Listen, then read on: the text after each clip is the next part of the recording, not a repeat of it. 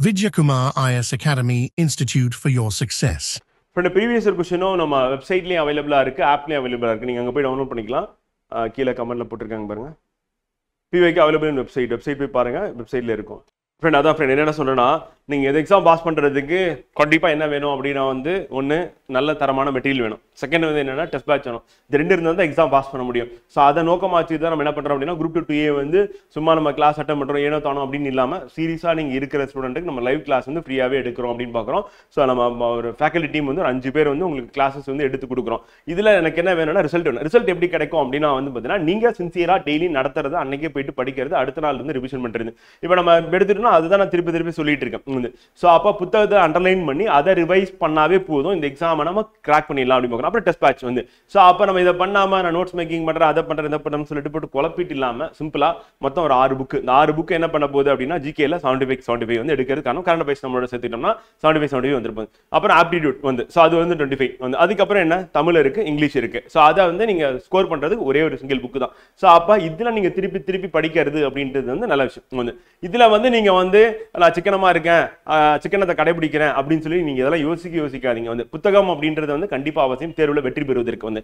Notes making கண்டிப்பாக பண்ணணும், இல்லை நான் சொல்லலை. இப்போ நீங்கள் 6ஆவதுலேருந்து 12ஆவது வரையும் புக்கில் இருக்கிறத நீங்கள் படித்து நோட்ஸ் எடுக்கிறீங்க அப்படின்னா கரெக்ட். ஏன்னா எக்ஸாம் போகிறதுக்கு முன்னாடி என்ன பண்ண முடியாது, போயிட்டு உட்காந்து ஒரு 14-20 புக்கை நம்ம திருப்பி பார்க்க முடியாது, அது கஷ்டம் வந்து. இப்போ ஹிஸ்ட்ரிக்கு 6ஆவதுலேருந்து 12ஆவது வரையும் நான் வந்து ஃபுல்லாக போயிட்டு ரிவிஷன் பண்ணிட்டு இருக்கேன், 7 புக்கை ஒரு தடவை பார்க்க முடியுமானா முடியாது. ஸோ அதனால் வந்து பார்த்தீங்கன்னா அங்கே நம்ம நோட்ஸ் எடுக்கலாம்.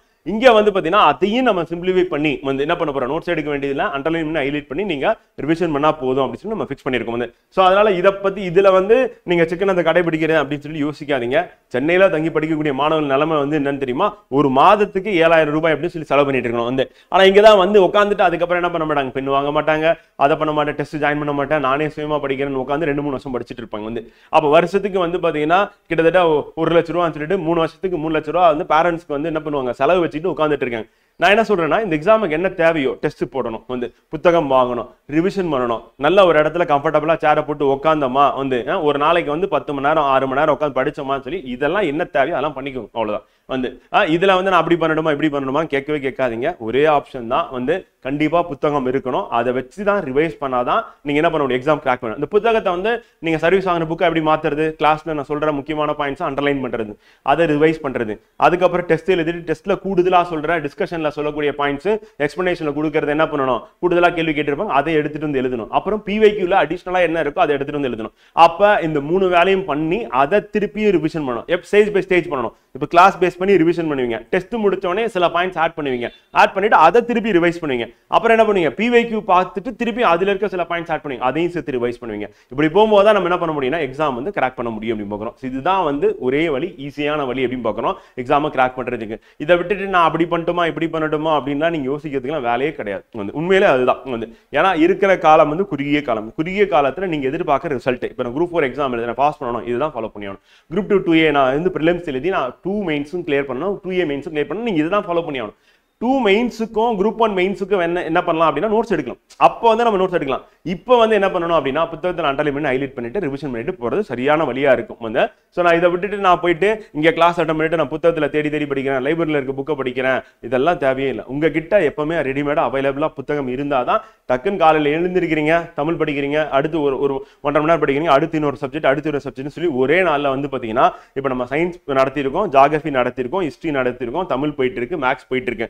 அப்ப கரண்ட் அஃபேர்ஸ் வந்து அப்ப கிட்டத்தட்ட 6 சப்ஜெக்ட் வந்து நீங்க படிக்கிறதுக்கான டைம் இது. இப்போ இந்த 6 சப்ஜெக்டும் ஒரு நாள்ல வந்து என்ன பண்ணலாம், 1 மணி நேரம் போட்டு 6 மணி நேரம் போட்டு நீங்க ரிவிஷன் பண்ணலாம் தாராளமா. இந்த மாதிரி ஷெட்யூல் போட்டு படிக்கணும் வந்து. ஸோ அதனால நீங்க போட்டு அப்படி பண்றேன் இப்படி பண்றேன்னு சொல்லிட்டு அதெல்லாம் இது பண்ணணும். சப்ஜெக்ட்ல தான் நீங்க வந்து என்ன பண்ணணும், டவுட் என்கிட்ட இருந்து கேட்கணும். அதே மாதிரி கண்டிப்பா என்ன இருக்கணும்னா தேர்வுல வெற்றி பெற்ற எல்லார்கிட்டையும் என்னன்னா புக் இருக்கும். அதுவும் 1க்கு 2 புக் வச்சிருப்பாங்க, 2-3 புக் வச்சிருப்பாங்க வந்து ஒரே சப்ஜெக்ட்டுக்கு. ஜெயிச்சவங்க எல்லாருமே அப்படிதான் ஃப்ரெண்ட் வந்து பண்ணிருப்பாங்க. ஆனா என்ன பண்ண மாட்டாங்க, மறைச்சிருவாங்க, சொல்ல மாட்டாங்க உங்ககிட்ட. ஏன்னா சொன்னா நீங்களும் வெற்றி பெற்றுருவீங்கல்ல, நீங்க ஜெயிச்சுட்டா என்ன ஆயிடும் வந்து அப்புறம் அவங்களுக்கு ஈக்குவலா நீங்க வந்துடுவீங்க. அதனால என்ன பண்ண மாட்டாங்கன்னா போயிட்டு 6ஆவதுலேருந்து 12ஆவது வரையும் படின்னுவாங்க. போய் அங்க பாத்தீங்கன்னா எதை படிக்கிறது, எதை விடுறது, எது தேவை எதுவுமே தெரியாது, போட்டு குழப்பிடும் வந்து. ஸோ அதுதான் நம்ம இங்க கிளாஸ்ல நீங்க குழம்பக்கூடாது, நீங்க குழம்பிடக்கூடாது அப்படின்றதுக்காக தான் நம்ம என்ன சொல்றோம் அப்படின்னா கிளாஸ்ல தெளிவா வந்து இதுதான் தேவைன்னு சொல்லி மார்க் பண்ணி அண்டர்லைன் பண்ணி கொடுக்குறோம் வந்து. அப்போ உங்க புத்தகத்துல என்னது நானே மார்க் பண்ணி கொடுக்கறதா நீங்க இப்போ உட்காந்து கிளாஸ் அட்டன் பண்றது. அப்ப நீங்களே அண்டர்லைன் பண்ணிட்டு அதை நல்லா ரிவைஷன் பண்ணிட்டு அப்படியே டெஸ்ட் ப்ராக்டிஸ் பண்றீங்க, கடைசியா பிஓக்கு பாக்குறீங்க, எக்ஸாம் போறீங்க, கண்டிப்பா வந்து பாத்தீங்கன்னா வெற்றி வந்து உறுதி அப்படின்னு பார்க்கணும் வந்து. அதே நீங்க டாப்பர்ஸ் கிட்ட போய் கேட்டீங்கன்னா என்ன பண்ணுவாங்கன்னா உங்களுக்கு பயமுறுத்துற மாதிரி தான் சொல்லுவாங்க. அவங்க அதெல்லாம் கொஞ்சம் கொஞ்சமா தான் படிச்சிருப்பாங்க, அகாடமி வந்திருப்பாங்க, அகாடமில சொன்னது மட்டும் படிச்சிருப்பாங்க. உங்ககிட்ட சொல்லும்போது மட்டும் 6ல இருந்து 12 வரையும் படி, நான் படிச்சேன், அந்த புக்கு படி, இந்த புக்கு படி, அதை படி, இதை படின்னு வந்து. ஸோ அந்த மாதிரி என்ன பண்ணுவாங்கன்னா தேவையெல்லாம் போட்டு குழப்பிட்டு இருப்பாங்க. ஸோ அவங்களுடைய சஜஷன்லாம் கேட்டு குழம்பாதீங்க, நீங்க கரெக்டா நான் சொல்றதை மட்டும் ஃபாலோ பண்ணுங்க, கண்டிப்பா நீங்க குரூப் 4 தேர்வுல வெற்றி பெற்றலாம் அப்படின்னு பார்க்கணும். குரூப் 2 டிஏக்கும் நம்ம அதே தான் ஃப்ரெண்ட் வந்து. ஸோ புத்தகம் கண்டிப்பா இருக்கணும். குரூப் 2 டிஏ காம்படிஷன் கண்டிப்பா ஹெவியா இருக்கும். இப்போ தான் ரிசல்ட் வந்திருக்கு, ஒரு 2000 பேரை தான் வேலைக்கு கூப்பிட போறாங்க, மீதி 23,000 பேர் இந்த வருஷம் திருப்பி ப்ரிலிம்ஸ் எழுதுவாங்க. ஏன்னா குரூப் 2 பொறுத்தவரையும் 58 வயசு வரையும் எழுதலாம் எக்ஸாம், அதனால அவங்க எல்லாருமே திருப்பி வருவாங்க. அப்போ அந்த சீனியர் ஸ்டூடெண்ட் நீங்க காம்படிட் பண்றதுக்கு உங்ககிட்ட கண்டிப்பா என்ன இருக்கணும், புத்தகம் இருக்கணும், வகுப்பு அட்டன் பண்ணிருக்கணும், சப்ஜெக்ட்ல ஒரு கிளாரிட்டி இருக்கணும். அப்பதான் டிகிரி ஸ்டாண்டர்ட்ல இருக்க கொஸ்டினை வந்து உங்களால டேக்கிள் பண்ண முடியும் அப்படின்னு பார்க்கணும். ஓகே, நம்ம தமிழ்ல ஏதாவது வேற ஏதாவது டவுட் இருந்ததுன்னா கேட்கலாம், கேட்டீங்கன்னா ஆன்சர் பண்ணிட்டு நம்ம அப்படியே கொண்டு போயிடலாம்.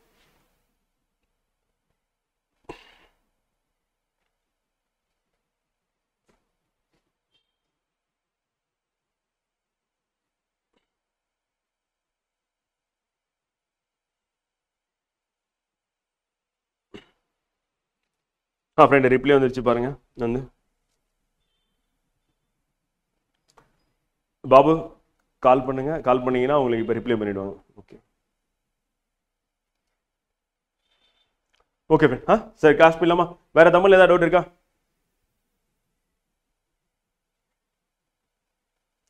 ஃப்ரெண்ட் ஜென்ரல் டவுட் எல்லாமே நீங்கள் அந்த நம்பருக்கு கால் பண்ணி கூட கேட்டுக்கலாம் வந்து. அதுக்கு இல்லைனா டீம் வந்து பார்த்துட்டு உங்களுக்கு ஆன்சர் பண்ணிவிடுவாங்க. நான் ஆன்சர் பண்ண நினைக்கிறேன்னா நம்ம சப்ஜெக்ட் சம்மந்தமான டவுட்டு மட்டும் நம்ம இங்கே பேசணும்னா கரெக்டாக இருக்கும். அதனால் நான் அதை மட்டும் ஸ்கிப் பண்ணிடுறேன். ஜென்ரலாக இருக்கிறது இப்போ நம்ம அகாடமியில் இருக்க டீம் வந்து பார்த்தீங்கன்னா அவங்க அட்மின் வந்து உங்களுக்கு மெசேஜ் போட்டுகிட்டே இருப்பாங்க கீழே, அதனால் அவங்க ஆன்சர் பண்ணிவிடுவாங்க வந்து. வேறு சப்ஜெக்ட் சம்மந்தமான ஏதாவது டவுட் இருக்குது, நீங்கள் படிக்கிற மெத்தடில் ஏதாவது நான் இப்படி பண்ணிட்டோமா அப்படி பண்ணிட்டோமா அப்படின்னு சொல்லி கேட்டிங்கன்னா அதையும் நான் உங்களுக்கு இங்கே தெளிவாக வந்து விளக்கிறேன். இப்போ நம்ம கிளாஸுக்கு போயிடுவோம், கிளாஸ் ஸ்டார்ட் பண்ணுவோம். ஸோ தமிழில் நம்ம ஏற்கனவே பார்த்தது அப்படின்னு நம்ம எடுத்துட்டோம்னா, நான் புதுசாக ஒவ்வொரு நாளும் வந்து பார்த்தீங்கன்னா மாணவர்கள் புதுசாக வந்துட்டு இருக்கீங்க. ஸோ அதனால் வந்து நான் என்னென்ன பார்த்துருக்கோம் அப்படின்னு நான் சொல்லும் போது நீங்கள் அந்த வகுப்பெல்லாம் போயிட்டு நீங்கள் கவர் பண்ணுறதுக்கு வசதியாக இருக்குன்றனால சொல்கிறேன். நம்ம வந்து முதல் 5 தலைப்பும் பார்த்துட்டோம். எழுத்து, சொல், பொருள், யாப்பு, அணி பார்த்துட்டோம் வந்து. அடுத்து வந்து நம்ம பார்த்த தலைப்பு வந்து பிரித்து எழுதுக பார்த்தாச்சு, சந்திப்பிலை பார்த்தாச்சு, குறிநெடில் வேறுபாடு பார்த்தாச்சு, லகர வேறுபாடு அப்படின்றது பார்த்துட்டோம். இப்போ நம்ம இன்னைக்கு பார்க்க போகிற தலைப்பு வந்து பார்த்தீங்கன்னா இன எழுத்துக்கள், சுட்டு எழுத்துக்கள், வினா எழுத்துக்கள், ஒருமைப்பன்மை அறிதல் சொல்லிட்டு கிட்டத்தட்ட நம்ம ஒரு 4 தலைப்பு வந்து இன்றைய வகுப்புல வந்து பார்க்கலாம் அப்படின்னு சொல்லி பிளான் பண்ணியிருக்கோம் ஃப்ரெண்ட். இந்த 4மே முக்கியமான தலைப்பு தான். இது வந்து நமக்கு தேர்வு நோக்கில் வந்து பார்த்தீங்கன்னா நமக்கு பல இடங்கள்ல வந்து உபயோகமா இருக்கும்.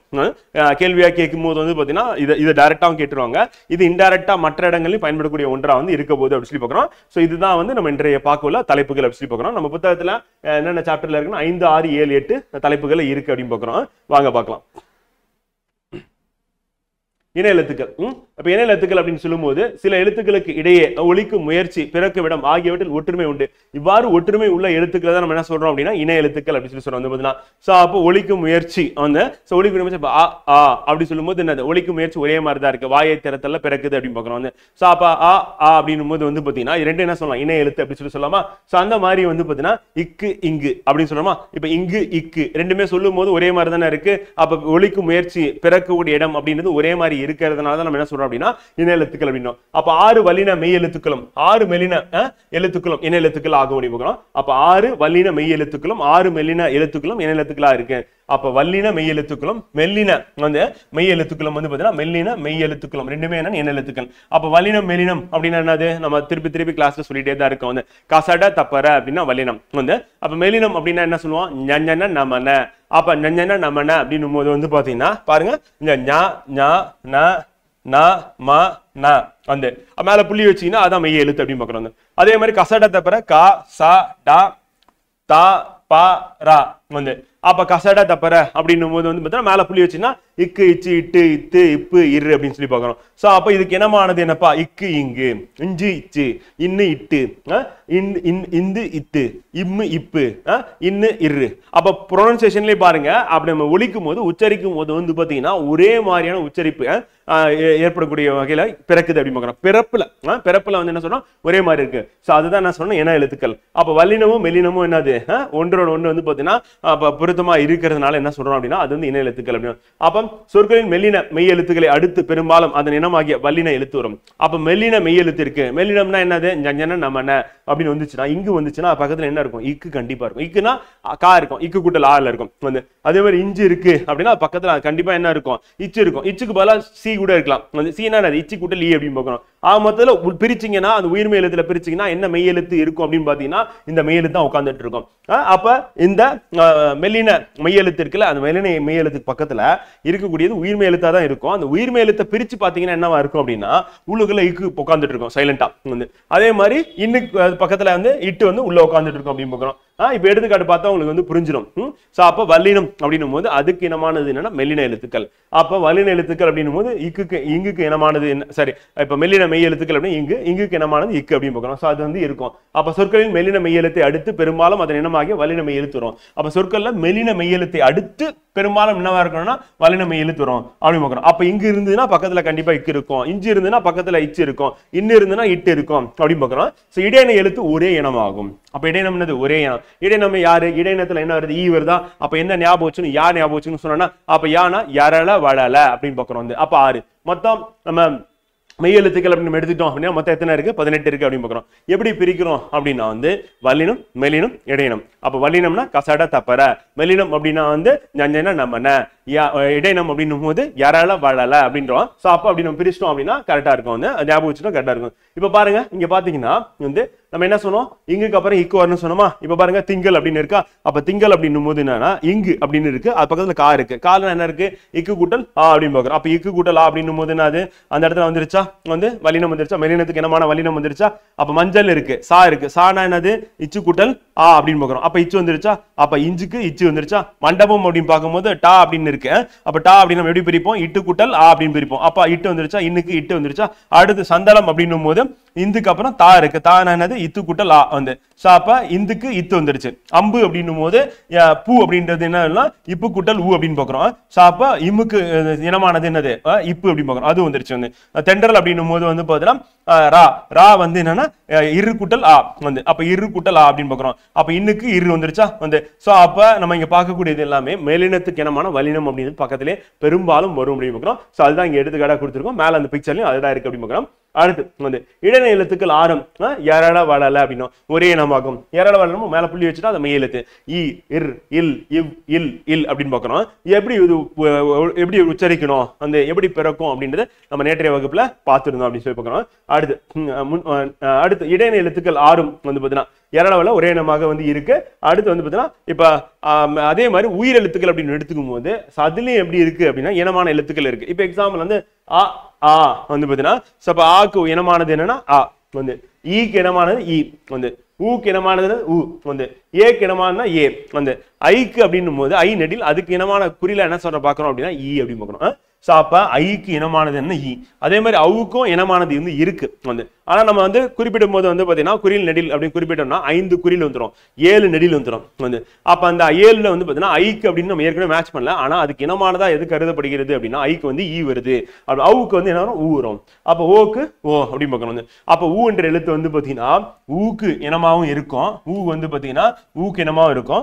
அதே ஊ வந்து பாத்தீங்கன்னா எதுக்கு அந்த இனமா இருக்கு, அந்த அவுக்கு இருக்கு அப்படின்னு பார்க்கணும். அப்ப ஊ வந்து பாத்தீங்கன்னா ஊக்கும் அவுக்கும் இருக்கு. அதே மாதிரி ஈக்கு இனமா எது இருக்கு அப்படின்னா ஈ இருக்கு. அதே ஈ வந்து எதுக்கு இனமா இருக்குன்னா ஐக்கும் அது இனமா இருக்கு அப்படின்னு பார்க்கலாம். சோ அப்படி ஞாபகம் வச்சுக்கிட்டீங்கன்னா கரெக்டா இருக்கும் ஃப்ரெண்ட். சோ இப்ப இந்த இன எழுத்துக்கள் அப்படின்றதும் கேட்பாங்களா, கேட்கறதுக்கு வாய்ப்பு இருக்கு. அப்படி கேட்டாங்கன்னா நம்ம சரியா விடை அளிச்சோம். அடுத்து மெய் எழுத்துக்களை போலவே உயிரெழுத்துக்களும் இன எழுத்துக்கள் உண்டு அப்படின்னு பார்க்கணும். அதை மேல பார்த்தோம். உயிரெழுத்துக்கள் குறிலுக்கு நெடிலுக்கும் நெடிலுக்கும் குறிலுக்கும் இன எழுத்துக்கள் ஆகும். குறில் எழுத்து இல்லாத ஐ என்னும் எழுத்துக்கு ஈ என எழுத்தாகும். அவ் என்னும் எழுத்துக்கு ஊ என எழுத்து இருக்கு அப்படின்னு பார்க்கணும். சொல்லில் உயிரெழுத்துக்கள் சேர்ந்து வருவது இல்லை அப்படின்னு பார்க்கணும். அப்ப சொல்லில் வந்து உயிரெழுத்துக்கள் என்ன பண்ண மாட்டேங்குது, சேர்ந்து வர மாட்டேங்குது. ஆனா அளபடியில சேர்ந்து வரும் வந்து. இப்ப ஒரு சொல்லு இருக்கு, அந்த சொல்லு என்ன பண்ண ஒரு உயிரெழுத்து பதில் இன்னொரு உயிரெழுத்து வராது. ஆனா அளவெடுக்கும் போது ஓசை நயத்துக்காக செயலில் என்ன பண்றாங்கன்னா அளபடை அப்படின்னு ஒண்ணு இருக்கு அப்படின்னு நம்ம ஏற்கனவே பார்த்துட்டோம், ஸ்டார்டிங்லேயே பார்த்துட்டோம். ஸோ அப்போ அளபடை அப்படின்னும் போது உயிரளபடை ஒற்றளபடை அப்படின்னு நம்ம பார்த்துருந்தோம். இன்னிசை அளபடை, செயலிசை அளபடை, சொல்லிசை அளபடி சொல்லி 3 வகையான அளபடையும் பார்த்துருந்தோம். இப்போ ஓ ஓதல், ஓதல் சொல்லலாம். அது ஓ ஓதல் அப்படின்னும் போது என்னது, ஓ அப்படின்றது என்னது, நெடில், ஓ குரில். அந்த அப்ப 2 உயிர் அடுத்தடுத்து வருதா வந்து தூவும் அப்படின்னு தூவும் அப்படின்னு தூ அப்படின்னும் போது என்னது ஊ அப்படின்னு இருக்கு. இத்து கூட்டல் ஊ அப்படின்னு இருக்கு. அந்த ஊவோட சேர்ந்து ஊ இருக்கா, அப்ப அளவெடுத்தல். அந்த தளி அந்த லீ அப்படின்னும் போது என்னது ஈ அப்படின்னு இருக்கு.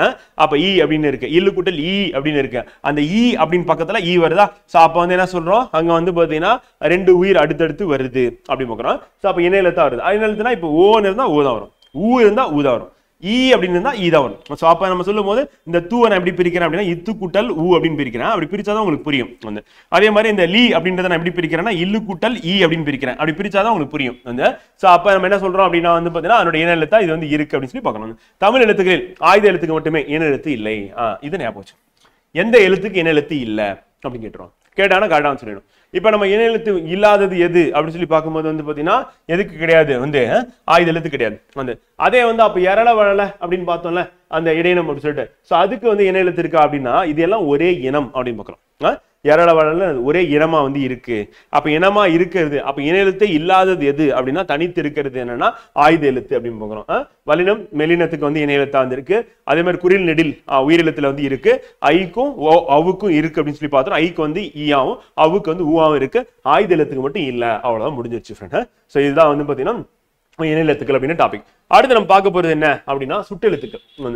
இப்ப சுட்டெழுத்துக்கள் அப்படின்னு பார்க்கும்போது என்ன இருக்கு அப்படின்னா அவன், இவள், அங்கு, இங்கு, அந்த, இந்த ஆகிய சொற்களை கவனிக்கும் போது நமக்கு என்ன தோணுது வந்து பாத்தீங்கன்னா இது சுட்டெழுத்தா குறிக்குது. வந்து இப்ப சுட்டெழுத்தை நம்ம பார்க்கும்போது அண்மை சுட்டு பக்கத்துல இருக்கிறதுன்னு சொல்லுவோம். வந்து இவன், அவன் அப்படி. அப்ப இவன் அப்படின்னும் போது அண்மை சுட்டு. வந்து சேமையில இருக்கு, தூரமா இருக்கிறது என்ன சொல்லுவோம் வந்து பாத்தீங்கன்னா அவன் அப்படின்னு சொல்லி சொல்லுவான். பக்கத்துல இருக்கிறவன் நான் வந்து என்ன சொல்றேன் அவன் அப்படின்னு சொல்லி சொல்ல மாட்டான், இவன் அப்படின்னா. அப்ப இவன் கிட்ட குடு அப்படின்னா பக்கத்துல இருக்க குடுன்னு அர்த்தம். அவன் கிட்ட குடுனா தூரமா இருக்க குடு, அவன் கிட்ட குடு இவன் கிட்ட குடு அப்படின்னு சொன்னா தப்பா போயிடும். அப்ப அண்மை சுட்டு சேமை சுட்டு அப்படின்னு நம்ம பயன்படுத்தக்கூடிய எழுத்தை வச்சு நம்ம சொல்லிடலாமா. இப்ப ஆ இ அப்படின்னு எடுத்துக்கலாமா. ஊ இருந்திருக்கு செய்யல, பண்டைய சங்க காலத்துல பயன்படுத்திருக்காங்க. இப்ப வழக்குல வந்து இல்ல.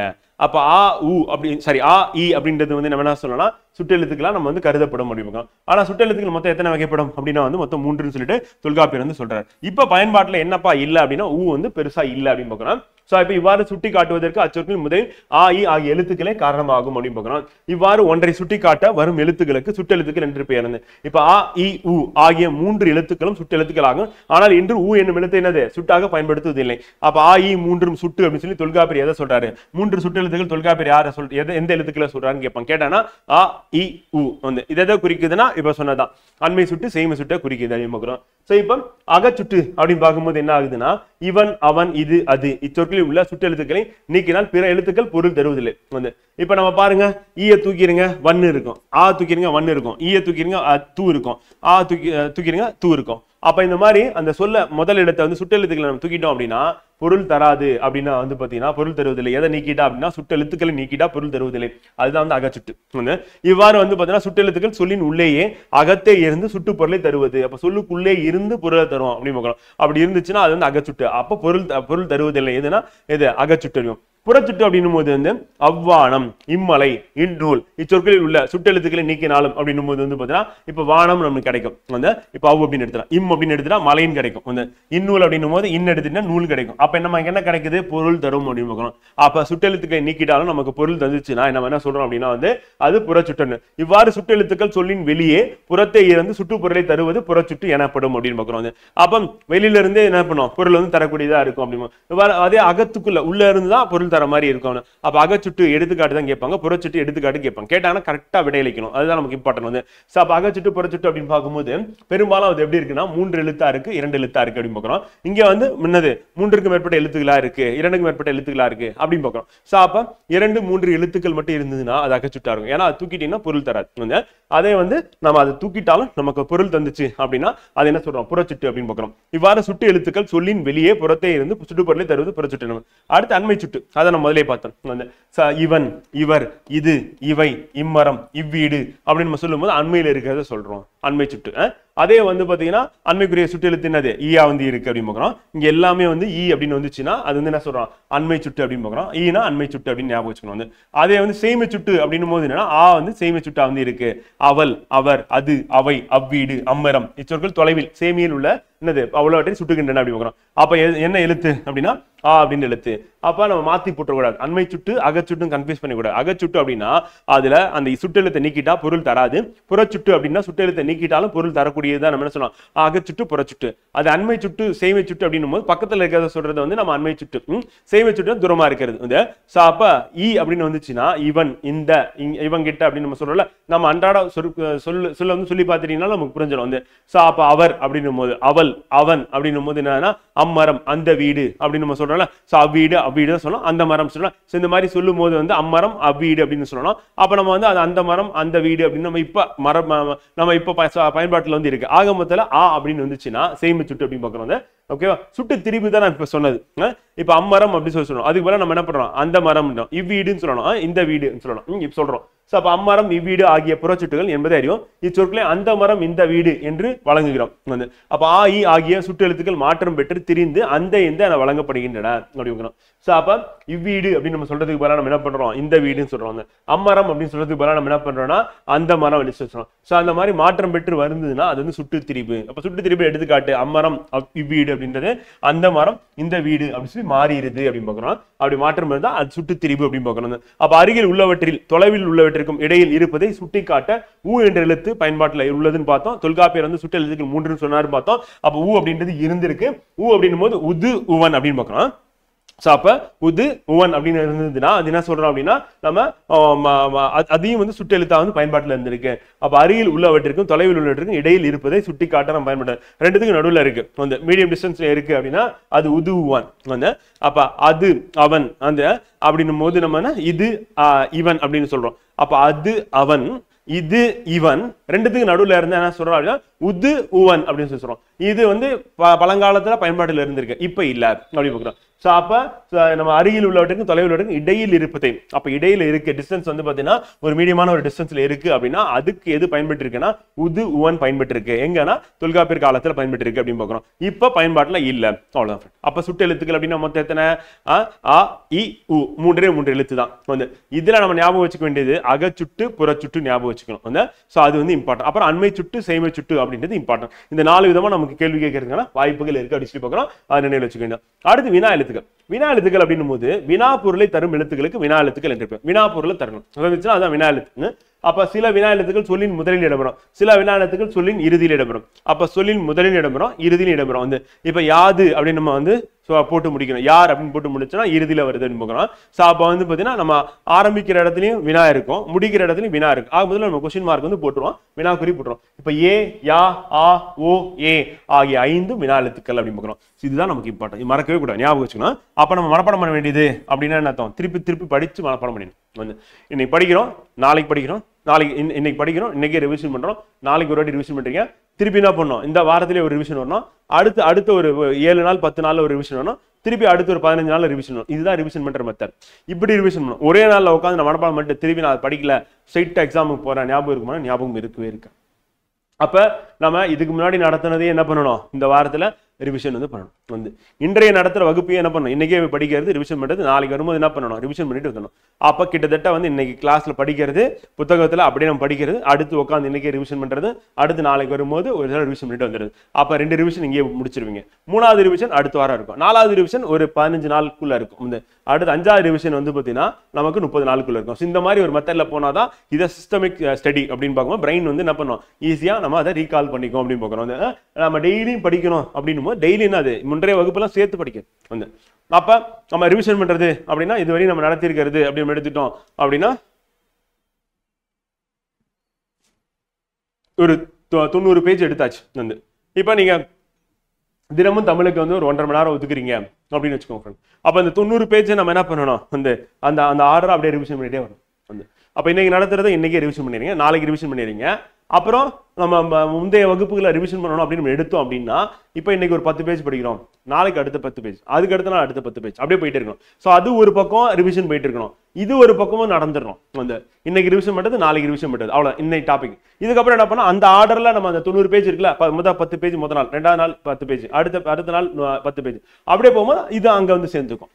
அப்புறம் திருப்பி அந்த சைக்கிள் முடிச்சுட்டு திருப்பி இப்படி வருவீங்க, அப்படியே அந்த சைக்கிள் போயிட்டே இருக்கும். இதுதான் வந்து ரிவிஷன் பண்ற மெத்தட் அப்படின்னு சொல்லி போகிறோம். இந்த மெத்தட்ல போனீங்கன்னா கரெக்டா இருக்கும் அப்படின்னு. மொழியின் முதலில் வருபவை என்னன்னா ஏ யா வந்து. ஸோ அப்போ எங்கு யாருக்கு அப்படின்னு வந்தது அப்படின்னா வந்து பார்த்தீங்கன்னா மொழியின் முதலில் வரும் அப்படின்னு. அது மொழியின் இறுதியில் வருபவைனா ஆ ஓ வந்து. பேசலாமா, தெரியுமோ அப்படின்னு வந்துச்சுன்னா என்ன சொல்லுவோம், அது வந்து பார்த்தீங்கன்னா நமக்கு மொழியின் இறுதி. அப்போ மொழி முதலிலும் இறுதியிலும் வருபவை என்னன்னா ஏ, ஏன், நீதானே அப்படின்னு சொல்லிட்டு. ஸோ இங்க சொல்லும் போது எழுத்தா வந்து நம்ம கன்சிடர் பண்ணும்போது நமக்கு என்னன்னா மொழி முதல் மொழி இறுதி அப்படின்னு பார்க்கிறோம். இப்போ எங்கு யாருக்கு அப்படின்னும் போது என்னன்னா அப்ப ஏ அப்படின்னு முதல், மொழி முதல்ல அந்த சொல்லின் முதல்ல வர்றது எங்கு, யாருக்கு யார் வந்து. ஆ அப்படின்னு பேசலாமா, மா அப்படின்னா அது இம்மு கூட்டல் ஆ அப்படின்னு பார்க்கலாம். இது நம்ம எப்படி எழுதுனா இம்மு கூட்டல் ஆ அப்படின்னு எழுதுறேன். அதே மாதிரி ஓ அப்படின்னும் போது என்ன ஆகுதுன்னா நமக்கு மோ அப்படின்னும் போது என்னது இம்மு கூட்டல் ஓ அப்படின்னு சொல்லி பார்க்குறோம். ஓ வந்து அதே மாதிரி வருபவை அப்படின்னா ஐ சரி ஏ அப்படின்னும் போது என்னன்னா நமக்கு ஏன், நீதானே, நீதானே அப்படின்னும் போது நே அப்படின்னும் போது நம்ம பாடலும் இருக்கு. இதுல வந்து ஏ அப்படின்னு நீ தானே ஏ அப்படின்னு இருக்கு. ஸோ அப்ப இன்னு கூட்டல் ஏ அப்படின்னு பார்க்குறோம்.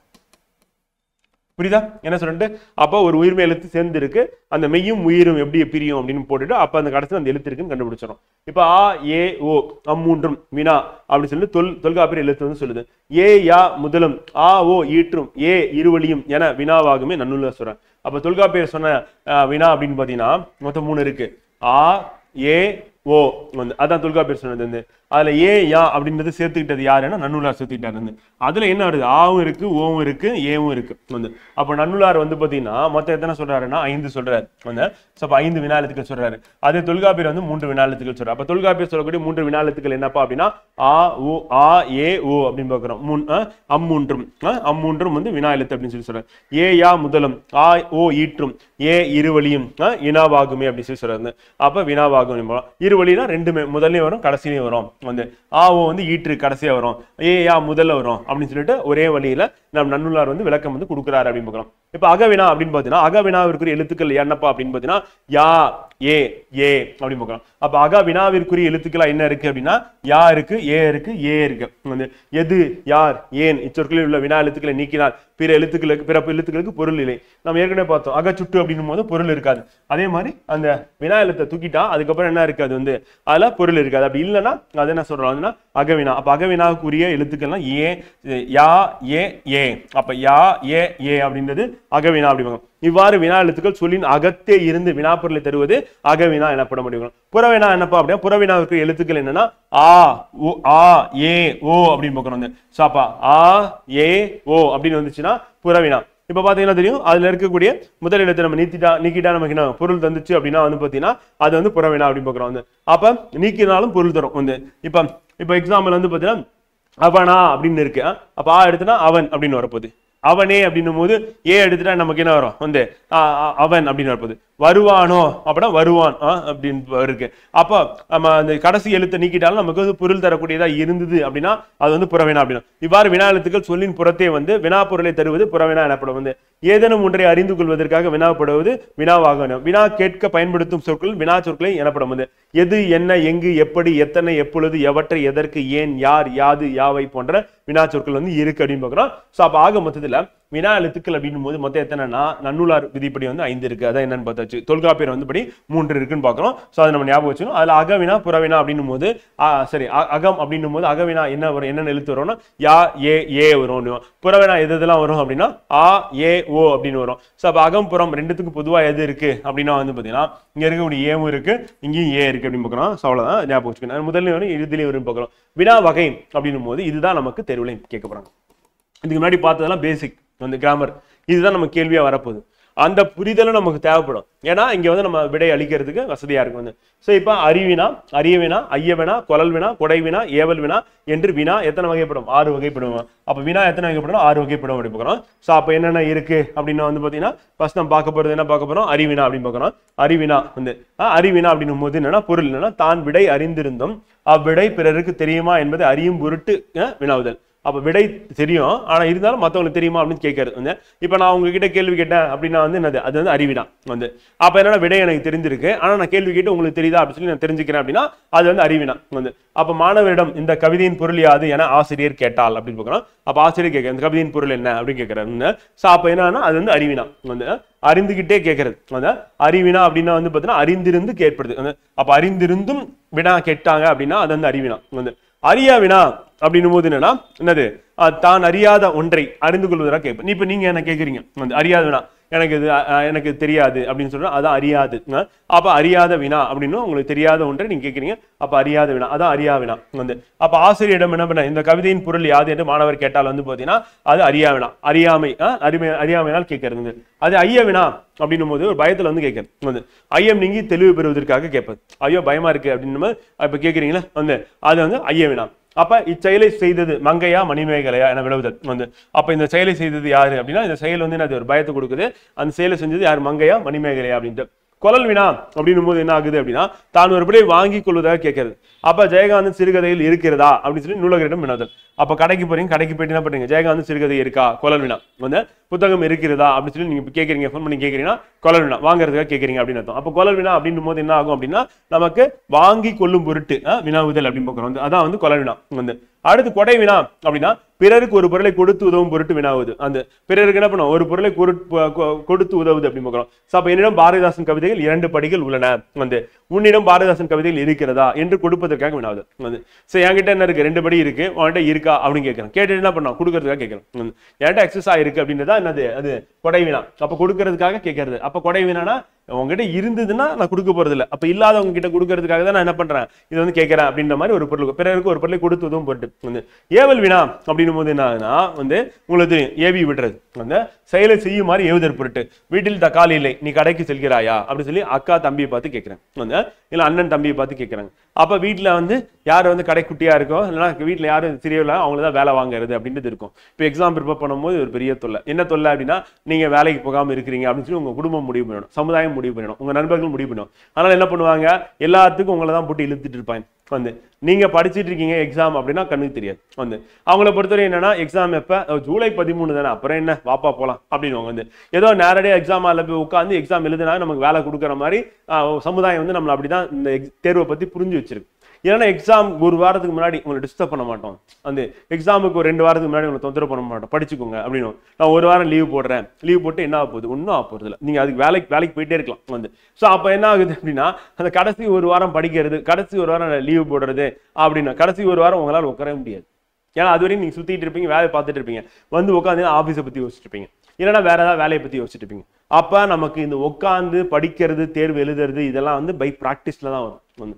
குறைஞ்சது ஒரு 3 வாரம் ஒரு இடத்துல உட்காந்து நம்ம படிக்கிறது, எழுதி பார்க்கறது, தேர்வு எழுதி பார்க்கறது, ரிவிஷன் பண்ணி எல்லாம் பண்ணாதான் 3 வாரம் கழிச்சு நீங்க வந்து கண்டினியூ பண்ணுவீங்க. நீங்க ஒரு வாரம் பண்றீங்க அப்படின்னா ஒரு வாரம் என்னது, அந்த ஒரு வாரத்துல உட்காரவே முடியாது, 3 மணி நேரம் சேர்ந்த மாதிரி உங்களால உட்கார முடியாது. எக்ஸாம் ஆல வேற வழி இல்லை, வெளியே விடவும் மாட்டாங்க, அதனால அப்படியே உட்காந்துட்டு இருப்பீங்க. உட்காந்து அப்படி இப்படி இப்படி இப்படி பார்த்துட்டு அதுக்கப்புறம் எக்ஸாம் கிளம்பி போறது அப்படின்ற மாதிரி தான் பெரும்பாலான மாணவர்கள் வந்து தேர்வு வந்து அணுகிறது அறிமுகம். தேர்வுல வெற்றி பெறுவங்க தான் என்ன பண்ணுவாங்க அப்படின்னா, தேர்வுக்கு முன்னரே வந்து என்னது தேர்வு எழுதி பார்க்கறது, உட்காந்து ஒரே இடத்துல ரிவிஷன் பண்றது, என்னது அந்த இடத்த விட்டு எந்திரிக்காம பண்றது அப்படின்றது வந்து ரெகுலரா பண்ணிட்டு இருப்பாங்க அப்படி பார்க்கலாம்.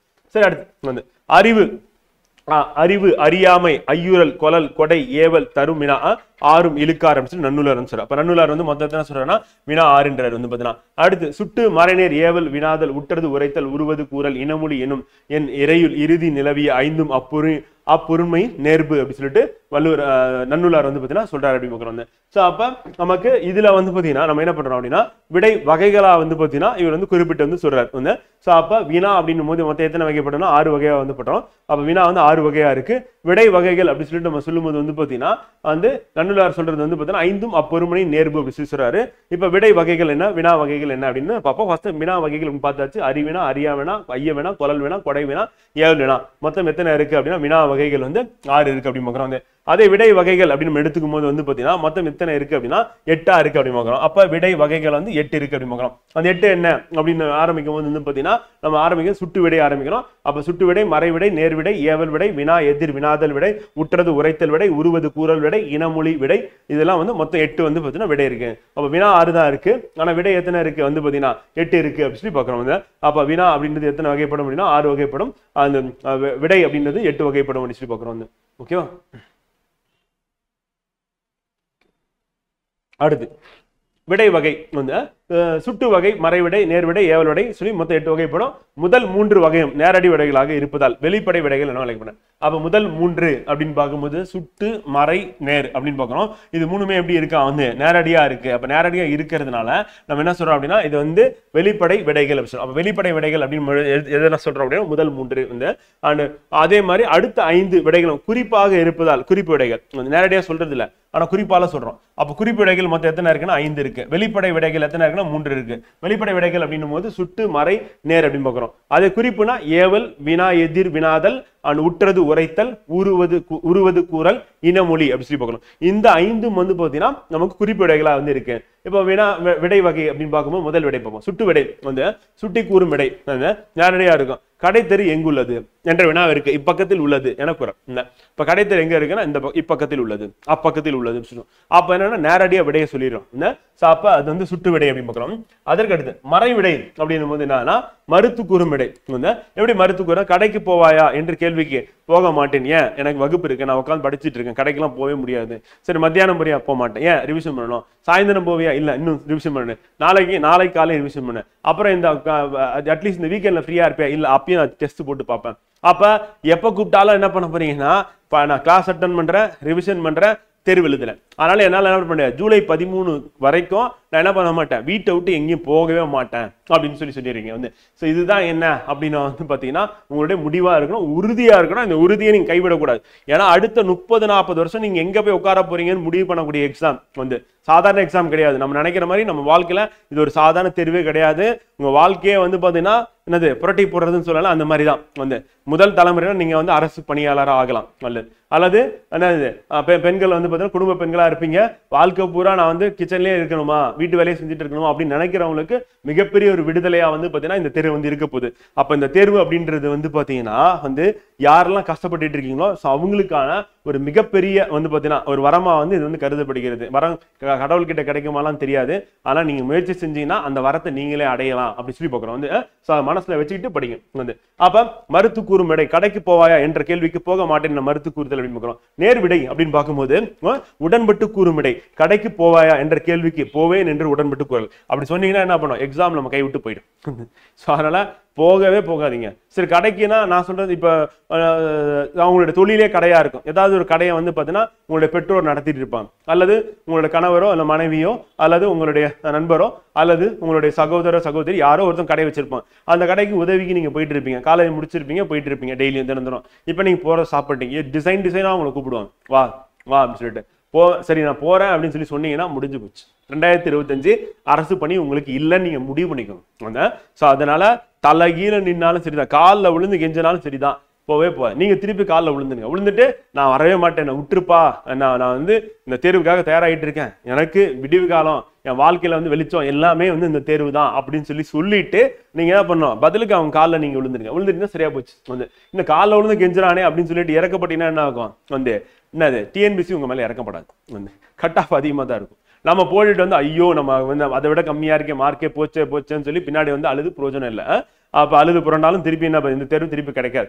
அடுத்த வருஷம்லாம் வெயிட் பண்றதுதான் ரிஸ்க். அடுத்த வருஷம் எலெக்ஷன் வேற இருக்கு. அதில் வந்த வாய்ப்பை வந்து பார்த்தீங்கன்னா தவற விடாம அதை பயன்படுத்தி வெற்றி அடையிறது அப்படின்றது மட்டும் இலக்கை வந்து வச்சுக்கோங்க. யாரு என்ன கெஞ்சினாலும் சரிதான், நோய்வாய்ப்பட்டிருக்காங்க முடியல எனக்கு கொஞ்சம் பாரு அப்படின்னு சொல்லி சொன்னாங்கன்னா அந்த பக்கம் திரும்பாதீங்க. வந்து நீங்க வேலைக்கு போய் அவங்கள பாத்துக்கலாம், அவ்வளவுதான். ஒரே விஷயம் வந்து பெற்றோரா இருக்கட்டும் அல்லது தாத்தா பாட்டியா இருக்கட்டும் அல்ல கூட பிறந்தவங்களா இருக்கட்டும் அல்ல கணவனா இருக்கட்டும் மனைவியா இருக்கட்டும் குழந்தையா இருக்கட்டும், யாருக்குமே உங்களால ஒன்றும் பண்ண முடியாது. வந்து சரியா உங்களுக்கு நீங்க இப்ப செய்ய வேண்டியது என்ன அப்படின்னா தேர்வுக்கு தயாராக இருக்குங்க. அடுத்து ஏவல் விடை அப்படின்னு பார்க்கும்போது வந்து பாத்தீங்கன்னா இதுவரை நம்ம பார்த்தது வந்து 3 விடை பார்த்தோம். முதல் 3 அப்படின்னு பாக்குறோம். அது முதல் 3 நம்ம என்ன சொன்னோம் அப்படின்னா வந்து பாத்தீங்கன்னா நேரடியா வந்து கொடுக்குது. மறைமுகமா சொல்றது என்னது வந்து அது வந்து மீதி இருக்கிற 5 அப்படின்னு பாக்குறோம். ஸோ அப்போ முதல் 3 அப்படின்னும் போது சுட்டு மறை நேர் அப்படின்னு பாக்குறோம். ஸோ அப்போ கடைக்கு போயானா போக மாட்டேன்னு சொல்லுவாங்க, மறுத்து கூறுதான் மறை வந்து. அப்ப மறுத்து கூறுனா மறை, சுட்டு அப்படின்றது வந்து பார்த்தீங்கன்னா இந்த பக்கம் இருக்கு அந்த பக்கம் இருக்கு அப்படின்னு சொல்லி சொன்னா அது வந்து சுட்டு. வந்து நேர்விடை அப்படின்னா என்னன்னா போவாயனா போவேன் அப்படின்னு சொல்லி சொல்றது நேர்விடையா வந்து இருக்கு. அப்ப வெளிப்படை இது வந்து என்ன சொன்னா நேரடி விடைகளா இருக்கு. வந்து அடுத்து வந்து பார்த்தீங்கன்னா வெளிப்படை விடைகள் அப்படின்னு சொன்னோம்னா அடுத்த 5 வந்து. அப்ப 4வது ஏவல் விடை பார்க்கலாம். மாட்டேன் என்று மறுப்பதை ஏவுதலாக கூறுவிடை. வந்து இது செய்வாயா என்று வினவிய போது நீயே செய் என்று வினவி கூறுவது. அப்ப இதுதான் நீங்க இப்ப பண்ணணும். என்ன பண்ணணும்னா நீ இதை பண்றியா அப்படின்னு சொல்லி வீட்டுல கேட்கறாங்க, நண்பர் கேட்கறான், நீயே பண்ணிருப்பா, எனக்கு வேலை இருக்கு, அவ்வளவு. சோ அப்ப ஏவல் விடையா வந்து நீங்க வந்து மாத்திடுறீங்க அப்படின்னு பார்க்கலாம். சோ அப்ப ஏவல் விடை அப்படின்னா மாட்டேன் என்று மறுப்பதை ஏவுதலாக கூறுவிடை. இது செய்வாயா என்று வினவிய போது நீயே செய் என்று ஏவி கூறுவதுதான் என்ன சொல்றோம் ஏவல் விடை. இப்போ வாயிலிருந்து வரக்கூடியது ஏவல் விடையா தான் இருக்கும். வினா எதிர் வினாதல் விடை வந்து. சோ அப்ப வினா எதிர் வினாதல் விடைனா வினாவிற்கு விடையாக இன்னொரு வினாவை கேட்பது வந்து. சோ அப்ப என்னன்னா என்னுடன் ஊருக்கு வருவாயா என்ற வினாவிற்கு வாராமல் இருப்பேனா என்று கூறுவது. இது இந்த மாதிரி சொன்னீங்கன்னா உருப்படவே முடியாது வாழ்க்கையில. நல்லா ஞாபகம் வச்சுக்கோங்க. வந்து இது வந்து நைஸா இருக்கிறதுன்னு பேரு. அதாவது குட் நைஸ் 2 கேரக்டர் இருக்கு. நீங்க குட்டா இருந்தீங்க அப்படின்னா வாழ்க்கையில நீங்க முன்னேறுவீங்க. நைஸா இருந்தீங்கன்னா என்ன அர்த்தம், நீங்க வாழ்க்கையில முன்னேற மாட்டீங்க. வந்து என்னுடன் வந்து சினிமாவுக்கு வருவாயா அப்படின்னா என்ற வினாவிற்கு வராமல் இருப்பேனா அப்படின்னு நீ பதில் சொன்னீங்கன்னா என்னது, அவ்வளவுதான், முடிஞ்சது உங்க வாழ்க்கை வந்து. சோ அப்ப வந்து என்ன ஆகுன்னா இந்த மாதிரி பதில் சொல்லி எல்லாருடைய மனசையும் வந்து பாத்தீங்கன்னா நீங்க நோகாம பாத்துக்கிட்டீங்க அப்படின்னா என்ன பண்ணணும், கடைசி நீங்க கஷ்டப்படணும் வந்து. அப்ப சில விஷயத்துக்கு நோ சொல்லணும் வந்து, சில விஷயத்துக்கு எஸ் சொல்லணும் வந்து. முடிஞ்சா பெரும்பாலான விஷயத்துக்கு நோ சொல்லிடுங்க வந்து. ஏன்னா உங்களை யூஸ் பண்றதா பெரும்பாலான விஷயமா இருக்கும் என்னது. அப்ப அதுக்கெல்லாம் நோ சொல்லிட்டு வந்து உங்களுக்கு எது நல்லதோ அதுக்கு மட்டும் எஸ் சொல்லிட்டீங்கன்னா கரெக்டா இருக்கும் வந்து. அப்ப இது என்னது வினா எதிர் வினாதல் விடை அப்படின்னும் போது வினாவிற்கு விடையாக இன்னொரு வினாவை கேட்பது. என்னுடன் ஊருக்கு வருவாயா என்ற வினாவிற்கு வராமல் இருப்பேனா அப்படின்னு சொல்லி சொல்றது வந்து பாத்தீங்கன்னா வினா எதிர் வினாதல் விடை. வினா எதிர் திருப்பி அது அவங்களே வினா கேட்கறது. என்ன கேட்கிறோம், வராமல் இருப்பனா அப்படின்னு சொல்லி கேட்கறது. அப்ப உற்றது உரைத்தல் விடை அப்படின்றது வந்து பாத்தீங்கன்னா வினாவிற்கு விடையாக ஏற்கனவே நேர்ந்தது கூற. நீ விளையாடவில்லையா என்ற வினாவிற்கு கால் வலிக்கிறது என்று உற்றதை உரைப்பது வந்து. எனக்கு கால் வலிக்குதுப்பா வந்து, ஏற்கனவே கால் வலிக்குது அதனால நான் வரல அப்படின்னு சொல்லுவோம். அப்ப இதே மாதிரி ஒரு பதில் நம்ம என்ன பண்ணலாம், மேல நம்ம போட்டு நம்ம தப்பிச்சுக்கலாம். என்ன சொல்லலாம் அப்படின்னா மேல கேட்ட கேள்விக்கு இப்ப என்னோட ஊருக்கு வருவேன்றாங்க வந்து, இல்ல எனக்கு தேர்வு இருக்கிறது அப்படின்னு. தேர்வுக்கு படிக்கணும், ஏன்னா நான் இத்தனை நாள் படிக்காம இருந்தேன், இப்பதான் படிக்கிறேன், இப்ப படிச்சுட்டு இருக்கேன் அப்படின்னு சொல்றது. அப்ப உற்றது உரைத்தல் வந்து தேர்வுக்கு படிக்கணும் அப்படின்னு சொல்லி சொல்றது என்னது வந்து உற்றது உரைத்தல் அப்படின்னு பாக்குறோம். உருவது கூறல். அப்ப 7வது வந்து பாத்தீங்கன்னா வினாவிற்கு விடையாக இனிமேல் நேர்வதை கூறல் வந்து. நீ விளையாடவில்லையா என்ற வினாவிற்கு கால் வலிக்கும் என்று ஊறுவதை குறைப்பது வந்து.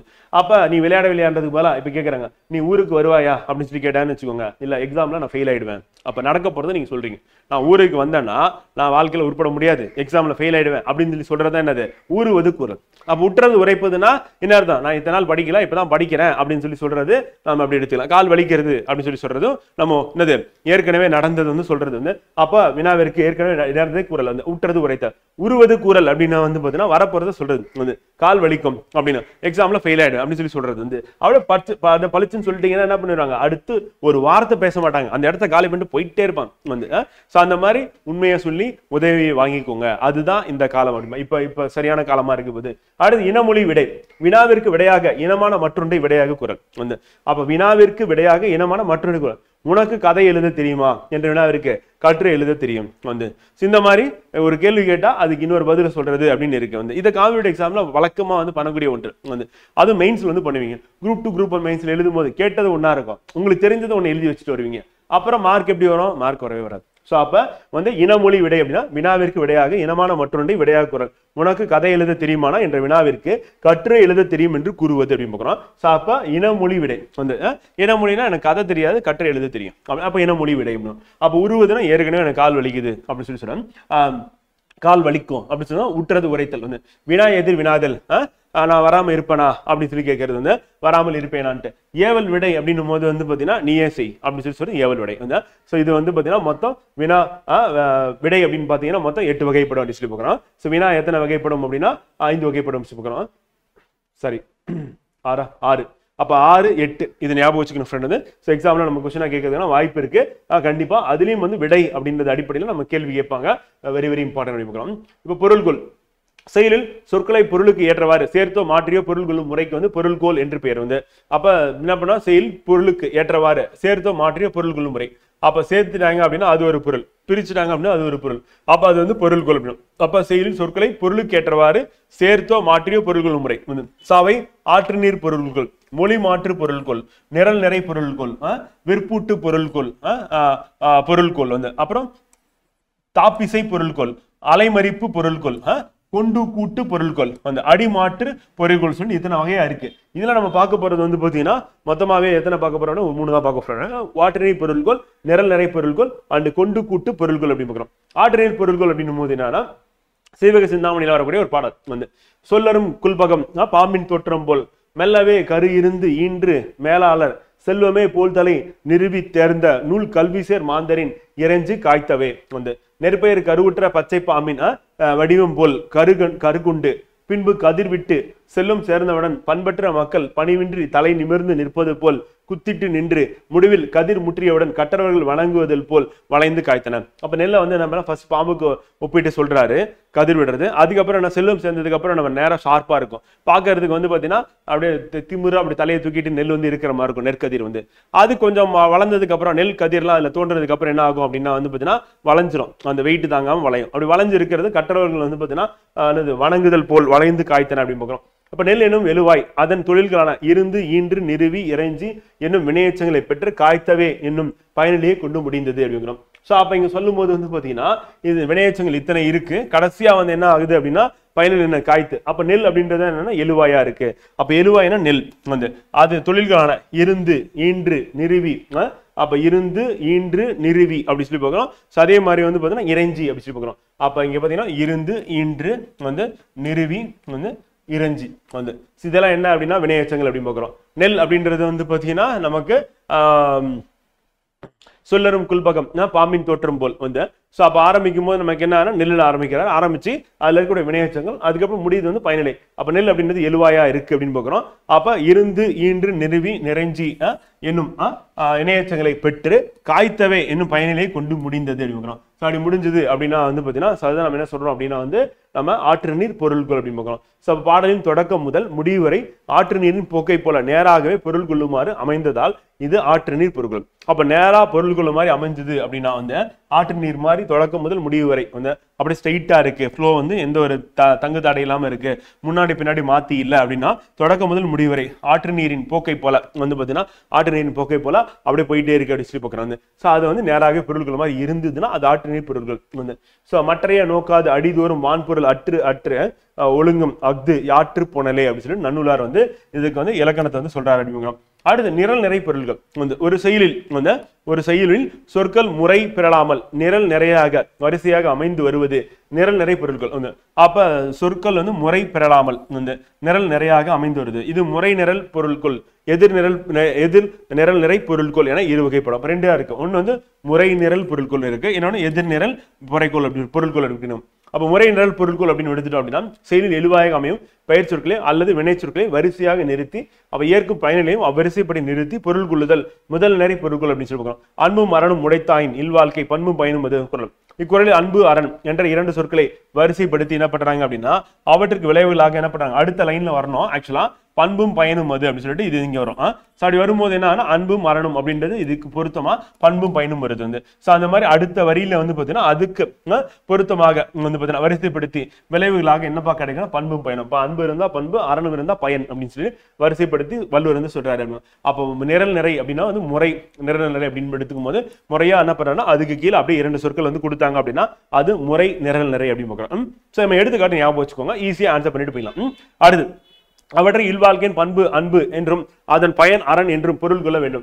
எனவே அன்புக்கு பண்பும் அறத்துக்கு பயனும் பயனிலையாக நிரல் நிறையாக நிறுத்தி பொருள் கொள்வதன் இப்பாடல் முறை நிரல் நிறை பொருள்கள் எனப்படும். அப்போ முறை நிரல் நிறை பொருள்கள்னா அன்புக்கு என்ன பண்பும் அரணுக்கு வந்து பயன் அப்படின்னு இருக்கு.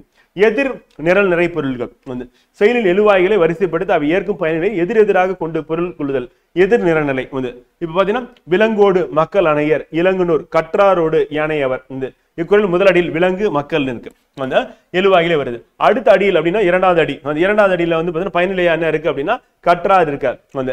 சோ அப்ப கல்லாதவர் ஏனையவர் என வரிசைப்படுத்தில வந்து. சோ அப்ப என்ன பண்ணிருக்காருன்னா ஃபர்ஸ்ட் கற்றார் வந்து பாத்தீங்கன்னா கற்றாரோடு ஏனையவர் அப்படின்றாரு. அப்ப கற்றாரோடு அப்படின்னும் போது என்ன ஆகுதுன்னா விலங்குக்கு நேரா அது வந்து இருக்கு, ஏனையவர் அப்படின்னா கல்லாதவர் வந்து மக்களுக்கு நேரா இருக்கு. சோ அப்ப இங்க வரிசைப்படுத்தும் போது என்னன்னா ஆப்போசிட்ல இருக்கு. அப்ப இதுக்கு கீழே அப்படி நம்ம எடுத்துட்டு வந்து எழுதுறோம் கற்றாரோடு ஏனையவர் அப்படின்னா அப்படியே கிராஸா வருது. அப்ப அங்க அன்பு அப்படின்னு பண்பு வந்து அறன்னா பயன் பார்த்தோம். இங்க என்ன இருக்குதுன்னா விலங்கோடு அப்படின்னா ஏனையவர் வந்து மக்கள் அப்படின்னா கற்றாரோடு. அப்ப இந்த கிராஸ் வருது. அப்ப என்னன்னா கல்லாதவர் ஏனையவர் என வரிசைப்படுத்தியுள்ளனர். அவற்றை வந்து பாத்தீங்கன்னா என்ன ஆகுது அப்படின்னா கற்றார் மக்கள் என்றும் கல்லாதவர் ஏனையவர் விலங்குகள் என்றும் எதிரெதிராக கொண்டு பொருள் கொள்ள வேண்டும். அப்ப எதிரெதிரா மாத்தி பொருள் கொண்டோம்னா அது எதிர் நிரல் நிறை பொருள்கொள் அப்படின்னு பாக்குறோம். அப்ப இயல்பா இருந்தது அப்படின்னா ஆற்று நீர் பொருள்கொள் வந்து அதே நிரல் நிறை அப்படின்னா வரிசைப்படுத்துறது அது வந்து முறையா இருக்கு, அது எதிரா இருக்கு அப்படின்னு பாக்குறோம். ரெண்டா பிரிக்கிறோம். அடுத்து கொண்டு கூட்டு பொருள்கள் வந்து ஒரு செயலில் பல அடிகள் சிதறை கிடக்கும் சொற்களை பொருளுக்கு ஏற்றவாறு ஒன்றோடு ஒன்று கூட்டி பொருள் கொள்வது கொண்டு கூட்டு பொருள்களாகும். வந்து சிதறை கிடக்கும் நம்மளே என்ன பண்ணணும், ஒன்றோடு ஒன்று என்ன பண்ணணும், கூட்டி சொல்லணும். இப்ப ஆலத்து மேல குவலை குலத்துவல வாவின் நெடிய குரங்கு அப்படின்னு சொல்லி மயிலநாதர் உரையை வந்து இருக்கு. மேற்கண்ட பாடு என்னது ஆலத்து மேல் குவலை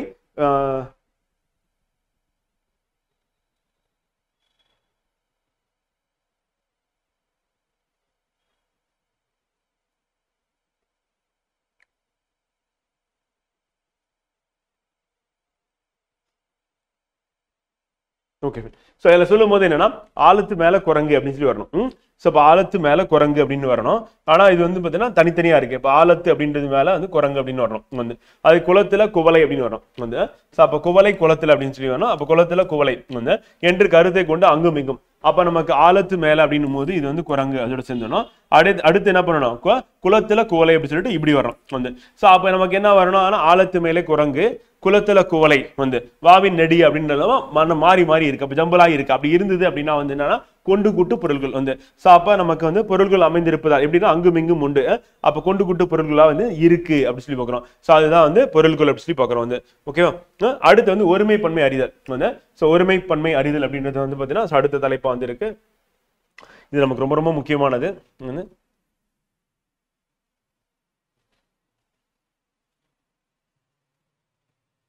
ஒரு நிமிஷம் பார்த்துடலாம். ஒரு 3 பேஜ் தான் இருக்கு. எந்த இடத்துல ஒருமை வரும், எந்த இடத்துல பன்மை வரும் சொல்லிட்டு பார்க்கலாம். ஒருமை அப்படின்னா வந்து ஒரு பொருளை மட்டும் குறிப்பதுன்னா ஒருமை அப்படி சொல்லுவோம். ஒருமையில் தொடங்கும் ஒரு தொடரின் முடிவு ஒருமையில் தான் முடிய வேண்டும் அப்படி பார்க்கலாம். இதுதான் நமக்கு வந்து என்னது பிழை திருத்தம் அப்படின்னு சொல்லி நம்ம கேட்கும் போது வந்து கேட்பாங்க. இப்போ தொடரில் வந்து உள்ள பிழையை நீக்குக அப்படின்னும் போது ஒருமையில் ஆரம்பிச்சா ஒருமையில தான் முடியணும், பன்மையில ஆரம்பிச்சா பன்மையில தான் முடியணும் வந்து. இப்போ குதிரை ஓடியது, ஆசிரியர் வந்தார், மரம் சாய்ந்தது, அறிஞர் வந்தார் அப்படின்னு பார்க்கலாம். இதெல்லாம் எடுத்துக்காட்டு வந்து பார்த்தீங்கன்னா நம்ம ஒருமை பன்மை அப்படின்னு சொல்லும்போது ஸோ அப்போ தன்மை பேர் முன்னிலை பேர் படற்கை பேர் சொல்லி 3ஆ பிரிப்போம். ஒன்றுக்கு மேற்பட்ட பொருட்களை குறிப்பது பன்மை அப்படின்னு சொல்லி பார்க்குறோம். பன்மையில் தொடங்கும் ஒரு தொடரின் முடிவு பன்மையில் தான் முடிய வேண்டும் வந்து. இப்போ மரங்கள் சாய்ந்தன, கருவிகள் பழுதடைந்தன அப்படின்னு பார்க்குறோம். இவ்வாறு குதிரை ஓடியது, ஆசிரியர் வந்தார், மரம் சாய்ந்தது, அறிஞர் வந்தார். அப்ப முடியறது எல்லாமே எப்படி முடியுது அப்படின்னா வந்து பாத்தீங்கன்னா நமக்கு ஒருமையில முடியுது. அப்ப பன்மைனா நான் அப்படின்னு முடியுது வந்து. அப்ப ஒருமை அப்படின்னு பார்க்கும்போது யான் நான் அப்படின்னு வந்ததுன்னா அது ஒருமை. யாம் யாங்கள், நாம் நாங்கள் அப்படின்னு வந்தா பன்மை. உங்களுக்கு தெரியும். அப்ப 2 பேர் சேர்ந்துறாங்க. முன்னிலை அப்படின்னா ஒருமை வந்து என்னன்னா நீ அப்படின்னு பாக்குறோம். பன்மையில நீர் நீங்கள் வந்து நீ ஒருமை வந்து முன்னிலையில இருக்கவன்னு சொல்றேன். தன்மைனா இப்ப என்ன பத்தி சொன்னா தன்மை வந்து இப்ப நான் என்ன சொன்னேன் யான் நான் அப்படின்னு சொல்லி சொன்னேன். அதே வந்து யாம் அப்படின்னா என் கூட இருக்கிறவங்க, யாங்கள் அப்படின்னா என் கூட இருக்கிறவங்க, நாம் அப்படின்னா நம்ம 2 பேரும் அர்த்தம், நாங்கள் அப்படின்னா வந்து நாங்க எல்லாரும் அப்படின்னு அர்த்தம். ஸோ அப்ப நானும் அதுல சேர்ந்துக்கிட்டேன் அப்படின்னா அது வந்து அது தன்மை வந்து. இப்ப நீங்க மட்டும் உங்களை மட்டும் நான் சொல்றேன் அப்படின்னா ஒருமையில சொல்லும் போது நீ வந்து நீர் நீங்கள் அப்படின்னும் போது வந்து. படற்கை அப்படின்னும் போது என்னன்னா ஒருமை வந்து அவன் அவள் தேர்ட் பர்சன். அப்ப நம்ம இதெல்லாம் இங்கிலீஷ்ல சொல்லணும்னா இது வந்து ஃபர்ஸ்ட் பர்சன். யாருன்னா இப்ப நான் வந்து நம்ம எல்லாரும். அதே வந்து செகண்ட் பர்சன் அப்படின்னா நீங்க மட்டும். தேர்ட் பர்சன் அப்படின்னா வந்து பாத்தீங்கன்னா இன்னொருத்தரை பத்தி நம்ம பேச போறோம் நம்ம 2 பேரும் அப்படின்னா தேர்ட் பர்சன் வந்து. ஸோ அப்ப தன்மை பெயர் முன்னிலை பெயர் படற்கை பெயர் அப்படின்னு பார்க்கணும். ஸோ அப்ப ஒருமை அப்படின்னும் போது பன்மை ஒருமை பண்பு அவன் அவள் அவர்கள் அப்படின்னு பார்க்கணும். இப்ப அவன் அவள் அப்படின்னு நம்ம சொல்றோம் ஒருமையில. பன்மையில வந்து அவர்கள் வந்து அது அவை வந்து. தம்பி தம்பிமார், தங்கை தங்கைமார், கண் கண்கள், நரி நரிகள். அப்ப என்ன ஆகுது அப்படின்னா இங்க வந்து பன்மையில வந்து பாத்தீங்கன்னா என்னது ஒன்றுக்கு மேற்பட்டவரை குறிப்பு வகையில இருக்கு அப்படிங்க. ஒருமை பன்மை விதிகள் அப்படின்னா ஒரு சொல்லின் கடைசி எழுத்து இல் ஆக இருந்தால் அந்த சொல் பன்மையாக மாறும் பொழுது பன்மையாக மாறும் பொழுது வந்து பாத்தீங்கன்னா ஒரு சொல் வந்து முடிவுல வந்து என்னன்னா இல்லாக இருந்தால் பன்மையாக மாறும் போது அது என்ன மாறணும் அப்படின்னா ஈர்க்கல் அப்படின்னு மாறணும் வந்து. அப்ப இல்லு வந்து ஈர்க்கலா வந்து மாறும். அப்ப பன்மையாக மாறணும்னா ஈர்க்கலா மாறணும். அப்ப கடைசி எழுத்து இல்லாக இருந்தால் வந்து. அதே இந்த விதி 2 எழுத்து சொற்களுக்கு மட்டுமே பொருந்தும் வந்து. இப்ப 2 எழுத்து சொற்கள் அப்படின்னு நம்ம எடுத்துக்கும் போது வந்து பாத்தீங்கன்னா கல் அப்படின்னா கற்களா மாறும் வந்து. இதெல்லாம் ஒருமை பன்மை. ஒரு அது என்னும் சொல்லை வந்து எடுத்து முதல் எழுத்து உயிரெழுத்தாக உள்ள சொல் வந்தால் என்ன ஆகும்னா ஒரு ஓரா வந்து மாறும் வந்து நம்ம ஏற்கனவே வந்து பார்த்தோம், நேற்று கூட பார்த்தோம். ஸோ அப்போ வந்து பார்த்தீங்கன்னா ஒரு அது அப்படின்ற ஒரு சொல் இருக்கு அப்படின்னா வந்து பார்த்தீங்கன்னா அந்த சொல்லை அடுத்து கண்டிப்பா வந்து முதல் எழுத்து உயிரெழுத்தா வந்து இருக்கு அப்படின்னா இப்ப அரசன் அப்படின்னும் போது என்னன்னா ஓர் அரசன் சொல்லணும் வந்து. ஸோ அப்போ ஆ அப்படின்ற எழுத்து வருதுல, அப்போ உயிர் எழுத்து வருதுல, ஸோ அப்போ ஒரு அப்படின்றது ஓரா வந்து மாறிடுது வந்து. அது அக்தா மாறும் வந்து. ஒவ்வொரு எண்ணும் சொல்லை அடுத்து நாலும் காசும் என்பன போல ஒருமை சொற்களே வர வேண்டும் வந்து.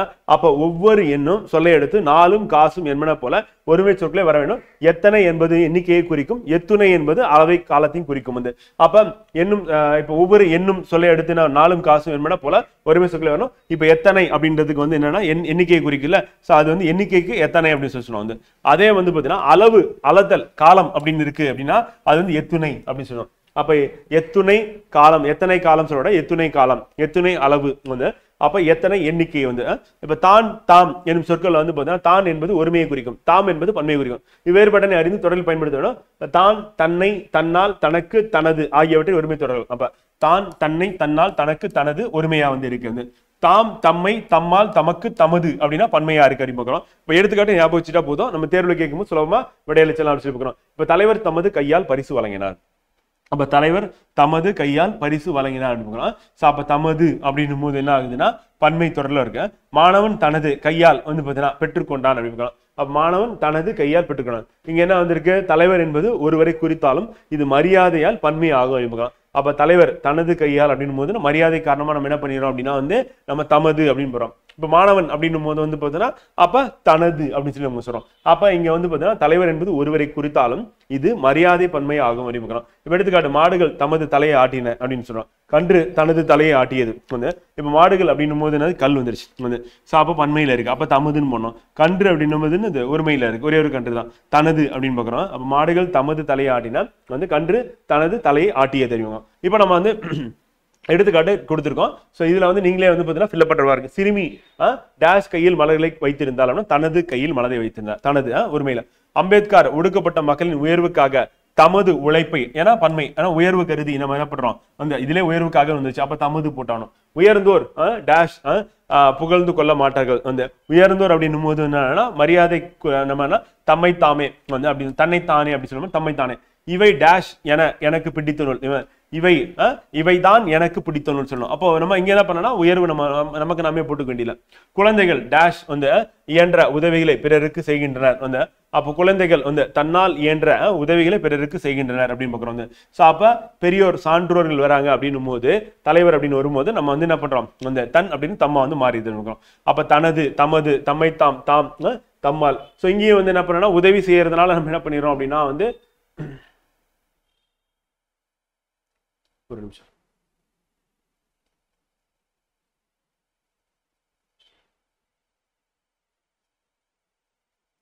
சாரி நான் தான் மாத்தி சொல்லிட்டேன். இப்ப என்னன்னா இந்த இடத்துல மட்டும் இவை அப்படின்னும் போது நமக்கு என்ன ஆகுது அப்படின்னா மாத்தி சொல்லிட்டேன். ஓகே, இவை அப்படின்னும் போது என்ன, இவை அப்படின்னா பல நூல்களை வந்து குறிக்குது. அப்ப பல நூல்கள் அப்படின்னும் போது நமக்கு என்ன வரும்னா தாமரம் வந்து. கல் அப்படின்னு குழந்தைகள் அப்படின்னும் போது வந்து பாத்தீங்கன்னா குழந்தை அப்படின்னு கவனக்குறைவா பார்த்துட்டேன் ஃப்ரெண்ட்ஸ், சாரி. ஸோ இவை அப்படின்னும் போது என்னன்னா பன்மையில இருக்கு, பன்மையில இருக்கிறதுனால தாம் வருது. அது குழந்தைகள் அப்படின்னும் போது என்ன, அது கல் அப்படின்னா பன்மையில இருக்கு. அப்ப என்ன வரும் தம்மால் அந்த குழந்தைகள், குழந்தை தன்னால் இயன்ற உதவியை செய்ததுன்னு பாக்குறோம். அதே வந்து குழந்தைகள் அப்படின்னு தம்மால் இயன்ற உதவிகளை பிறருக்கு செய்கின்றன அப்படின்னு சொல்லி பாக்குறோம். ஸோ அதை நம்ம அப்படியே போட்டுற வேண்டியதான்.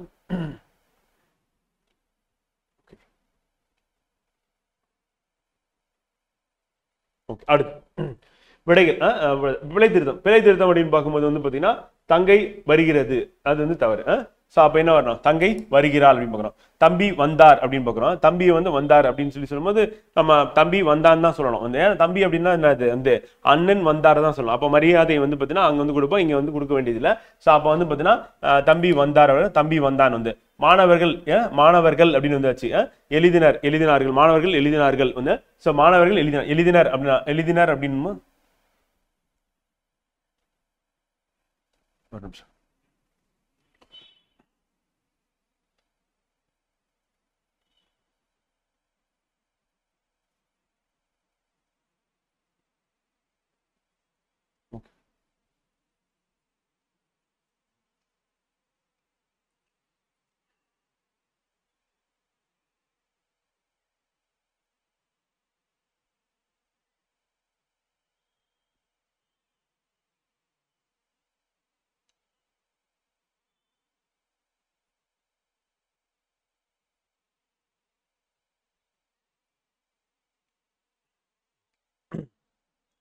ஸோ இப்போ என்னன்னா மாணவர்கள் எழுதினர் இருக்கு, மாணவர்கள் எழுதினார்கள், மாணவர்கள் வந்து அப்படி வந்து எழுதினார்கள் வந்து, ஆசிரியர் பலர் வந்தனர் வந்து, ஆசிரியர் பலர் வந்தார்கள், வந்தனர் வந்தார்கள் வந்து. ஸோ இப்போ ஆசிரியர் வந்தார் வந்து, வந்தார்கள் வந்தனர் வந்து. பங்கேற்கரசியர் பேசினால் பேசினார்.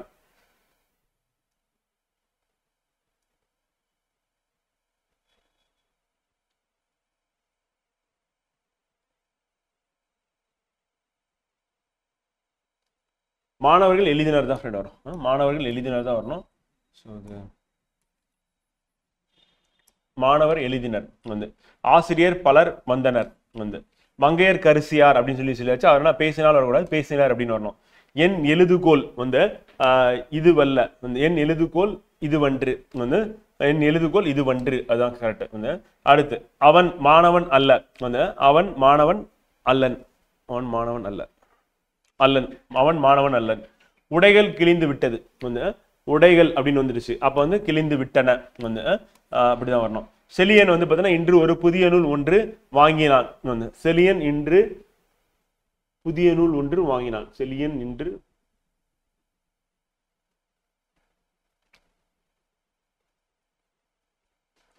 ஒரு சரியா தருங்க, ஒரு புதிய நூல் வாங்கினான் வந்து.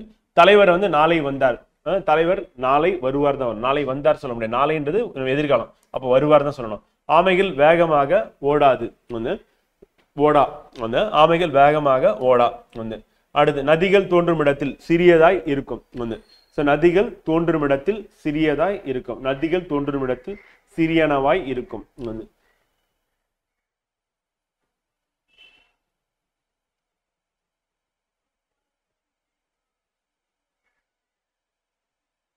நதி தோன்றும் இடத்தில் சிறியதா இருக்குன்னு சொல்லலாம். நதிகள் அப்படின்னு வரும்போது சிறியனவாய் இருக்கும் அப்படின்னு தான் வரணும். தலைவர் தன் தொண்டர்களுக்கு நன்றி கூறினார் வந்து, தலைவர் தன் தொண்டர்களுக்கு நன்றி கூறினார், தலைவர் தம் தொண்டர்களுக்கு, ஏன்னா தம் மரியாதை கருதி நம்ம போனோமா, தம் தொண்டர்களுக்கு. ஒவ்வொரு ஊரிலும் தொலைக்காட்சி பெட்டி உள்ளது வந்து, ஒவ்வொரு ஊரிலும், ஊ அப்படின்னா நமக்கு என்ன உயிரெழுத்து வந்துச்சு, அப்போ ஒவ்வொரு அப்படின்னு வரணும். ஸோ அப்போ ஒவ்வொரு ஊரிலும் தொலைக்காட்சி பெட்டி உள்ளது. தொல்காப்பியம் என்ற இலக்கண நூல் தொன்மையானது வந்து, தொல்காப்பியம் என்ற வந்து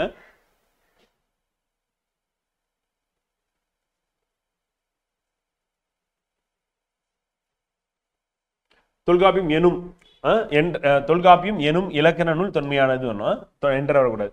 மூடனும் மாடு குளத்தில் குளித்தனர் வந்து, மூடனும் மாடும் குளத்தில் குளித்தன வந்து. ஏன்னா மூடன் அப்படின்னு வரும்போது அவன் என்னன்னா உயர்திலிருந்து அக்ரிணைக்கு போயிடுவான், மாடு ரெண்டுமே ஒன்னா சேர்ந்துருது, அப்போ வந்து குளத்தில் குளித்தன அப்படின்னு தான் வரணும் வந்து, இரு வரக்கூடாது. ஆற்று வெள்ளத்தில் மரங்களும் குடிசைகளும் மக்களும் மிதந்து சென்றன வந்து, ஆற்று வெள்ளத்தில் மரங்களும் குடிசைகளும் மக்களும் மிதந்து சென்றன, மக்களும் அப்படின்னு வந்துருச்சு வந்து. அப்ப ஆற்று வெள்ளத்தில் வெள்ளம் அடிச்சுட்டு போகுது, அப்படி அடிச்சுட்டு போது மரங்களும் குடிசைகளும் மக்களும் மிதந்து இப்ப இறந்து போறாங்கன்னு அர்த்தம். வெள்ளத்துல அடிச்சுட்டு போறாங்கன்னா இறந்து போதல். அப்ப இறந்ததுக்கு அப்புறம் நம்ம என்ன பண்ணோம் வந்து, மிதந்து சென்றன அப்படின்னு தான் வர்றோம் வந்து. அப்ப இறப்பு அப்படின்னும் போது தாழ்வாயிடும் வந்து. மன்னர் தன் குடிகளிடம் அன்பாய் இருப்பார் வந்து, தம் அப்படின்னா உயர்வு கருதி தம் போடணும். ஆமைகள் அது ஏற்கனவே பார்த்தாச்சு, வேகமாய் ஓடா வந்து. நான் கொடுத்த புத்தகம் இது அன்று வந்து, நான் கொடுத்த புத்தகம் இது அல்ல, அன்று வரணும் வந்து.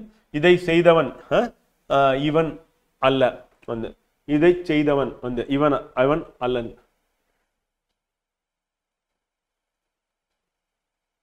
அல்லன் தான் வரணும், இவன் அல்லன். ஒரு காட்டில் ஒரு சிங்கம் ஒன்று இருந்தது வந்து. ஸோ ஒரு காட்டில் ஒரு சிங்கம் அப்படின்னு வரக்கூடாது, ஒரு காட்டில் ஒரு சிங்கம் ஒன்று இருந்தது, ஒரு காட்டில் சிங்கம் ஒன்று இருந்தது, ஒரு காட்டில் ஒரு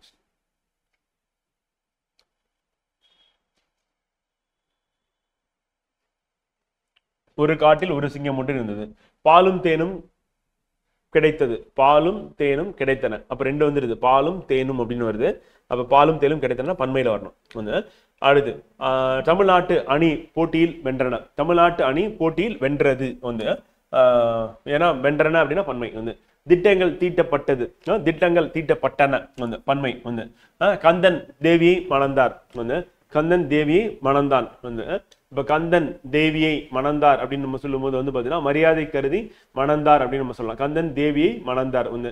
இப்ப கந்தன் உயர்வு கருதி மணந்தார் அப்படின்னு நம்ம சொல்லலாம். அதே வந்து கந்தன் அப்படின்றது வந்து பாத்தீங்கன்னா ஒருத்தர் அப்படின்னு ஒருவன் அப்படின்னு குறிக்கும் போது கந்தன் தேவியை மணந்தான் அப்படின்னு சொல்லும் போது வள்ளியை முருகன் வள்ளியை மணந்தான் மணந்தார் மணந்தான் மணந்தான் அப்படிதான் நம்ம போடுற மாதிரி இருக்கும். ஓகேங்களா? இப்போ நம்ம ஒருமைப்பன்மை அப்புறம் உயர்வு அப்படின்றது கருதி நம்ம வந்து பயன்படுத்துற மாதிரி இருக்கும். ஸோ இதை நம்ம இப்போ மார்க் பண்ணது எது கரெக்டோ அதை நீங்கள் அப்படியே படிச்சுக்க மாதிரி இருக்கும் ஃப்ரெண்ட். வந்து அடுத்து எடுத்துக்காட்டுகள் நம்ம எடுத்துக்கிட்டோம் அப்படின்னா ஃப்ரெண்ட் வந்து அவை அப்படின்னும் போது ஒருமையில வரும். அவைகள் அப்படின்னா பன்மையில அது அதுகள் என் மகள் எனது மகள் நாட்கள் நாள்கள் பொதுவழி அன்று பொதுவழி அல்ல வந்து பன்மையில வந்து அதுக்கடுத்து சில அறிஞர் அறிஞர் சிலர் அவன் அல்ல அவன் அல்லன் வந்து அவள் அல்ல அவள் அல்லல் அவர்கள் அல்ல அவர்கள் அல்லர் அது அகன்று அவை அவை என்று அது உரிமையானது அஃது உரிமையானது பன்மையில யான் தான் வந்தேன் யான் தாம் வந்தேன் வந்து நீர்தான் கொடுத்தீர் நீர்தாம் கொடுத்தீர் வந்து பன்மையில நாம் தான் போவோம் வந்து அவைதான் ஓடின அவைதாம் ஓடின வந்து அவர் தான் அப்படின்னா அவர் தாம் வந்து அன்று வந்து அல்ல கண்கள் சிறியது கண்கள் சிறியன வந்து தான் அப்படின்னா தாம் வருது தம்மை அப்படின்னா தன்னை அப்படின்னா தம்மை தன்னால் தம்மால் தனக்கு தமக்கு தனது தமக்கு தனது தமது நாளைக்கு நான் ஊருக்கு போய் சேர்ந்தேன் நாளைக்கு நான் ஊருக்கு போய் சேர்வேன் வந்து நேற்று போல் பொங்குகிறது நேற்று போல் பொங்கியது காற்று வீசின மரங்கள் அசைந்தது காற்று வீசியது மரங்கள் அசைந்தன தங்கப்பணம் செல்லப்பணம் பள்ளிக்கு சென்றன தங்கப்பணம் செல்லப்பணம் பள்ளிக்கு சென்றனர் மன்னர் தன் குடிகளிடம் அன்பாய் இருப்பார் மன்னர் தம் குடிகளிடம் அன்பாய் இருப்பார் வந்து ஸோ இங்க வந்து தன் அங்க தம் வந்து ஆமைகள் வேகமாய் ஓடாது ஆமைகள் வேகமாய் ஓடா வந்து நான் வந்து பார்த்தீங்கன்னா கொடுத்த புத்தகம் இது அல்ல நான் கொடுத்த புத்தகம் இது அன்று இதை செய்தவன் இவன் அல்ல இதை செய்தவன் இவன் அல்லன் வந்து ஒரு காட்டில் வந்து ஒரு சிங்கம் ஒன்று இருந்தது வந்து ஒரு காட்டில் வந்து சிங்கம் ஒன்று இருந்தது. ஸோ அப்ப நமக்கு வந்து ஒருமையில சொன்னோம்னா ஒரு சிங்கம் ஒன்று பன்மையில சொன்னோம் அப்படின்னா வந்து பாத்தீங்கன்னா ஒரு காட்டில் சிங்கம் ஒன்று இருந்தது பாலும் தேனும் கிடைத்தது பாலும் தேனும் கிடைத்தன வந்து தமிழ்நாட்டு அணி போட்டியில் வென்றன தமிழ்நாட்டு அணி போட்டியில் வென்றது அப்படின்னு சொல்லி பார்க்குறோம் வந்து ஸோ நம்ம திட்டங்கள் தீட்டப்பட்டன கந்தன் தேவி மணந்தார் கந்தன் தேவி மணந்தான் வந்து ஸோ அப்போ நம்ம பார்த்ததுல வந்து ஃப்ரெண்ட் வந்து என்னன்னா ஒருமைப்பன்மைன்னு சொல்லி பக்கத்தில் எழுதுற மாதிரி இருக்கும். ஸோ அப்போ நம்ம ஒருமைப்பன்மைன்னு சொல்லும் போது வந்து பார்த்தீங்கன்னா நம்ம மரியாதை கருதியும் வந்து மாறுது வந்து ஸோ இங்கே இருக்கிற மாதிரி நான் ஃபில்அப் பண்ணிட்டேன் பிழை திருத்தம் சொல்லிட்டு இப்போ தங்கை வருகிறது அப்படின்னு நம்ம சொல்லலாம் தங்கை வருகிறாள் அப்படின்னு தான் நம்ம சொல்லணும். அதன் அடிப்படையில் பார்த்தீங்கன்னா தம்பி வந்தான் அப்படின்னு வரணும். மாணவர்கள் தேர்வு எழுதினார்கள் தேர்வு எழுதினர் அப்படி சொல்லி பார்க்கும்போது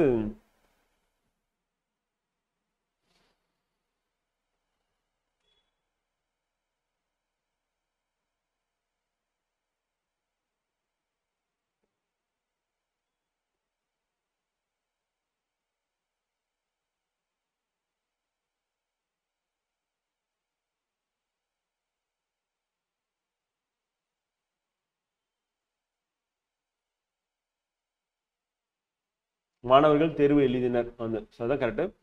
அடுத்து வந்து ஆசிரியர் பலர் வந்தனர் கரெக்டு. மங்கையர்க்கரசியர் பேசினார் வந்து ஏன்னா மரியாதை கருதி வந்து என்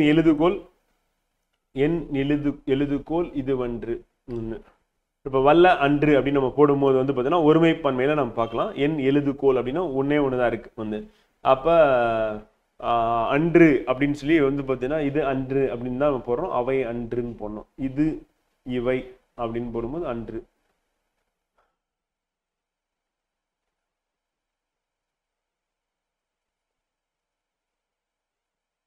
அன்றுனா ஒருமை அல்லனா பன்மை. அப்ப நம்ம போட்டது வந்து அன்று அப்படின்னு எதை குறிக்குதுன்னா ஒருமையை குறிக்குது. அப்ப எழுதுகோல் வந்து பாத்தீங்கன்னா நமக்கு இது வன்று காட்டணும். அடுத்து அவன் மாணவன் அல்லன் வந்து அவன் மாணவன் அல்லன் அல்ல அப்படின்னா வந்து பாத்தீங்கன்னா பன்மை வந்து ஒருமை அவன் அப்படின்னு பார்க்கணும் அப்ப அல்லன் வந்து.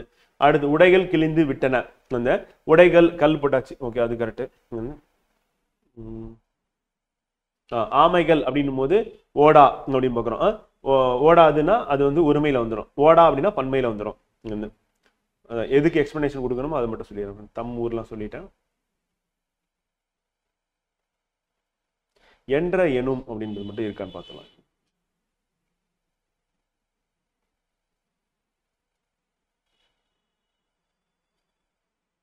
தொல்காப்பியம் எனும் தான் வரும் ஃப்ரெண்ட். நம்ம புத்தகத்தை நம்ம அதிகமாக படிக்கும் போது என்ன பண்ணோம்னா இந்த ரூல் இல்லாமல் கூட நம்ம போட்டுடலாம். படிக்கும் போதே நமக்கு தெரிஞ்சிடும் எது வந்து சரின்னு சொல்லிட்டு. குளித்தன சென்றன